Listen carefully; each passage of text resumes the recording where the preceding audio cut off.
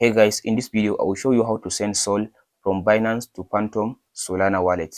After you open up now your Phantom Wallet like this now, go and tap on this receipt button. Now go and copy the Sol wallet address. Here is Solana. After you copy the Solana wallet address like this, now close the Solana and go to Binance. After you open your Binance app like this now, all you have to do, you can tap on this option, asset button. So from this asset now, go ahead and search, tap on this withdraw, go to withdraw again. So from this withdraw section, go and search for the Solana you want to send. I will search for Sol. Just search for Sol like this, S-O-L. So it will give you, here is it now, Solana. So tap on this.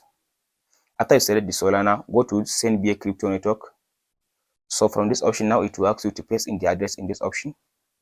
Long press your hand and paste in the address. And here is the network, Solana. So now specify the amount you want to withdraw. The minimum withdrawal from Binance is 0.1. So I will specify, let's say 0.5. So from there now, if I tap on this withdraw button, now the Solana will be sent into my Phantom wallet. That's it guys.